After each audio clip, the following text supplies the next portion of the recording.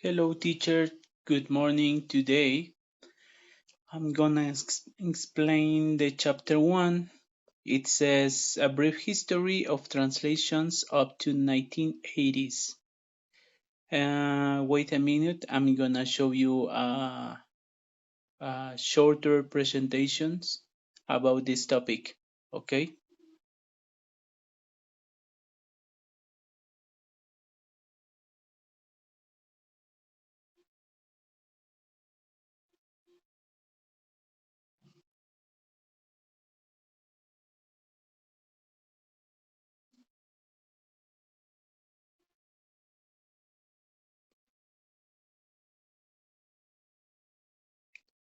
So, well, as you can see, there you have my presentation. It's about the brief history of the translations.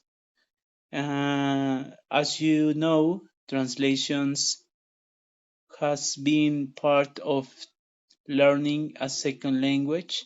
So that's why I think it's an important aspect to know to teach to our students because most of the times in public schools like in Mexico I have been learning English through translations, but that's not correct, right? So now I'm gonna explain you in depth about translations and how this aspect has been considered uh, an important, a relevant aspect, right, in teaching.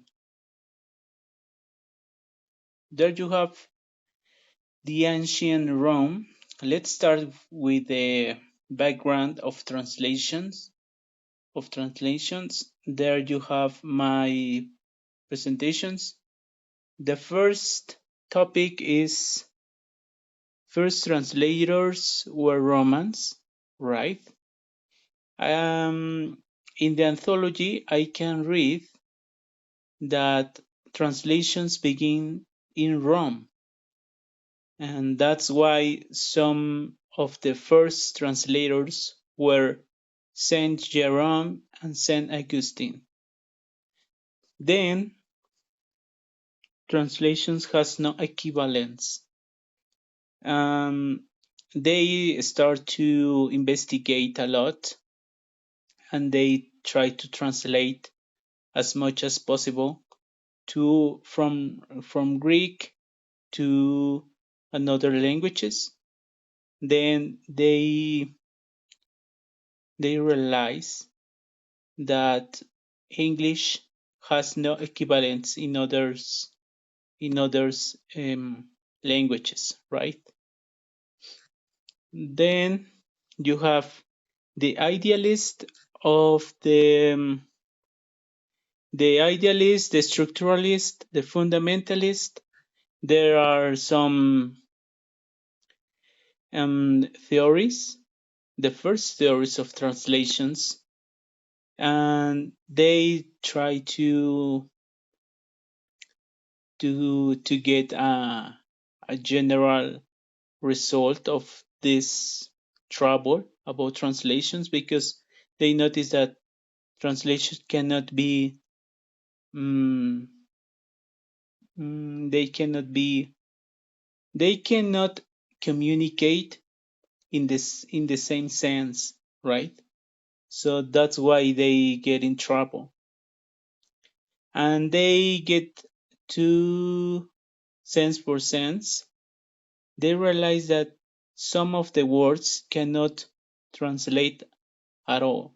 So that's why um, they determine that sense for sense, word by word, and sentence by sentence, or phrase for phrase, that's a good tool to translate, right? Let's continue with the other one.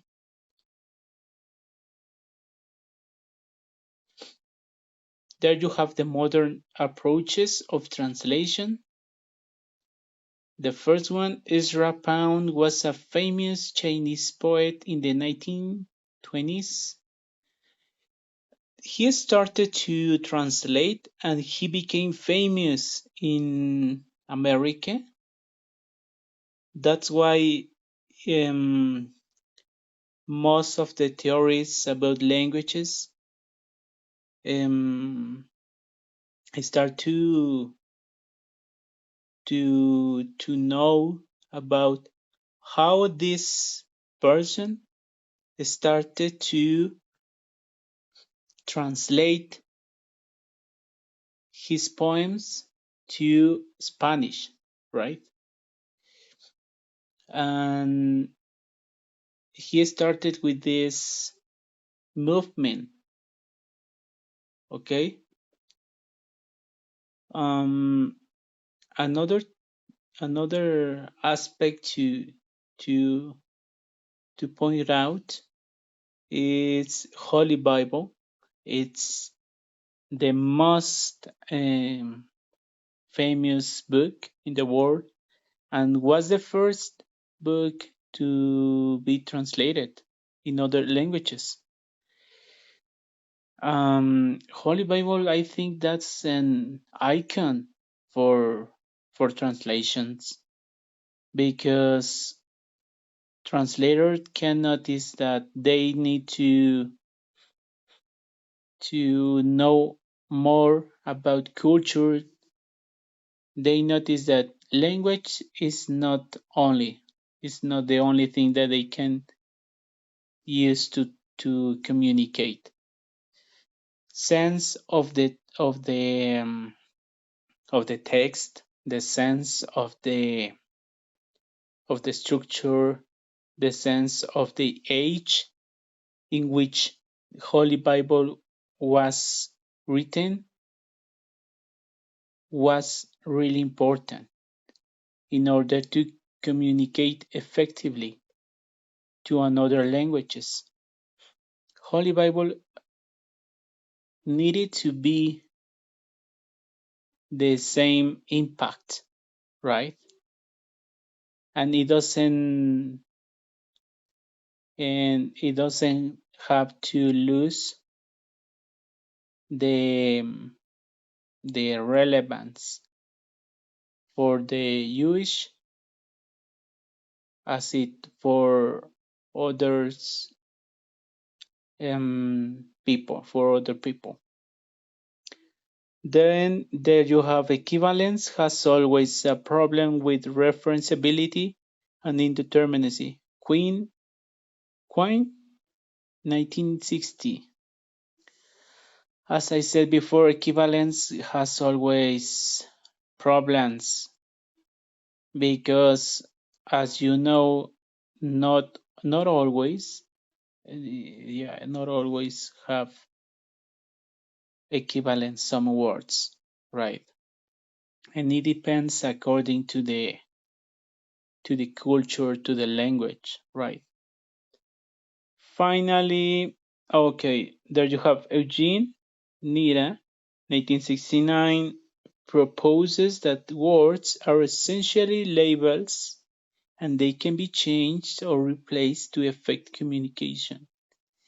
Eugene Nida um,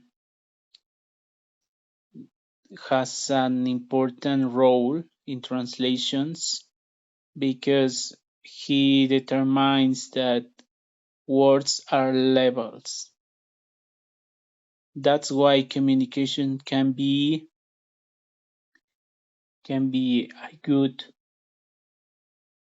can be good depending on the sense. On the words are independent from the others, and that's why you can translate something to others. And translatability, it has problems to elucidate whether it is at all possible to translate. Theories had a bottom like Bloomfield, Pass, and Wills. Here there are some of the theories of translation and how they um, determine this aspect, translatability, this term, I guess. So translatability, uh, it's an important step where many other theories before try to get. And also, I think translatability, has it has been an important um, tool, I think, because some of the theories said that translatability doesn't have sense. Others say the opposite, but at the end, they get a general idea of this term. And nowadays, translatability is part of translations when you are learning a second language. That's all. I hope that you enjoyed this presentation, and I guess that you enjoyed this presentation. Thank you very much, and see you soon.